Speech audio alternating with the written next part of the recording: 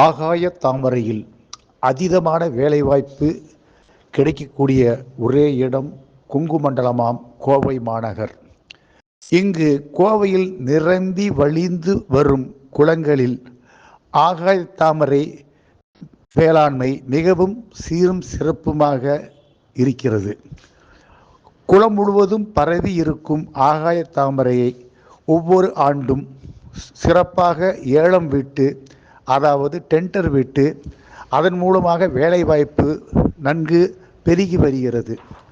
இதன் மூலமாக டெண்டர் விடும்போது அரசுக்கும் அரசு அதிகாரிகளுக்கும் அது சார்ந்த அரசியல்வாதிகளுக்கும் நல்ல லாபம் கிடைக்கக்கூடியதாக ஆகாய தாமரையின் விளைச்சல் சிறப்பு செய்கிறது. மேலும் ஆகாய தாமரையை அள்ளி போட லட்சக்கணக்கான ரூபாய் செலவில் பொக்லின் இயந்திரங்கள் மற்றும் புதிய தொழில்நுட்பத்துடன் படகுகள், அது சார்ந்த தூய்மை பணியாளர்களுக்கான வேலைவாய்ப்புகள், அது சார்ந்த லாரிகளில் அந்த ஆகாய தாமரை கழிவுகளை எடுத்து சென்று வெளியே கொட்டி விடுவதற்காகவும், இதனிடையிலே ஆகாய தாமரை ஆங்காங்கே குவிந்து வருவதால் பூச்சிகள் ஏற்பட்டு, அழுகல் நாற்றம் ஏற்பட்டு, துர்நாற்றத்துடன் நோய்கள் பரவுகிறது. நோய்கள் பரவும்போது அருகே உள்ளவர்கள் நோய்வாய்ப்படுவார்கள். அவர்களுடைய நோய்களை தீர்ப்பதற்காக மருத்துவர்கள் காட்டில் நல்ல மழை, குறிப்பாக அலோபதி டாக்டர்கள் காட்டில் நல்ல மழை. இப்படியாக கோவை குறிச்சி குளங்களில் ஆகாய தாமரை சிறப்பான மேலாண்மையாக உள்ளது. இதை கொஞ்சமாக இருக்கும்போதே மீனவர்களிடம் சொல்லி அந்த ஆகாய தாமரையை அள்ளி போட்டு சுத்தம் செய்ய சில சதிகார கூட்டங்கள் முயற்சி எடுத்துக்கொண்டு இருக்கிறது. ஆனால் அது தவறு. ஏனென்றால் ஆகாய தாமரை மிகவும் பரவி சீரும் சிறப்புமாக குளம் நிறைந்து காணப்பட்டால்தான் மற்றபடியான தொழில் வாய்ப்புகள் ஏற்படும்.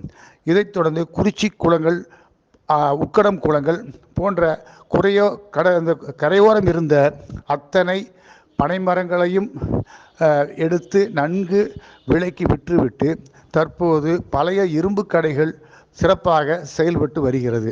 இது பழைய இரும்பு வியாபாரிகளுக்கு, பழைய பொருள் வியாபாரிகளுக்கு சிறப்பான இடமாக திகழ்கிறது. ஒரு பக்கம் குளக்கரையிலிருந்து வீசும் தென்றல் காற்று இவர்களை குளிர்விக்கிறது.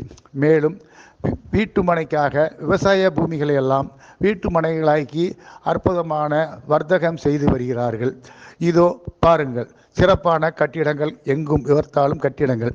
இதில் இங்கு விளைந்த வாழை, தென்னை, மா, பலா மற்ற மரங்கள் எல்லாம் வெட்டி எடுக்கப்பட்டு மிகவும் நல்ல லாபகரமான விலைக்கு விற்கப்பட்டது. எதிர்காலத்தில் விவசாயம் விளைந்தால் என்ன, விளையாமல் போனால் என்ன? ஆனால் தற்போது நாம் நல்ல முறையில் விவசாயத்தை ஈட்டி வருகிறோம் என்பது குறிப்பிடத்தக்கது. மேலும் நொய்யலாற்றில் வருடம் பெருகி வரும் காட்டாற்று வெள்ளம் போல் வரும் நொய்யலாற்று தண்ணீர் இந்த குளங்களுக்கெல்லாம் செல்வது கிடையாது.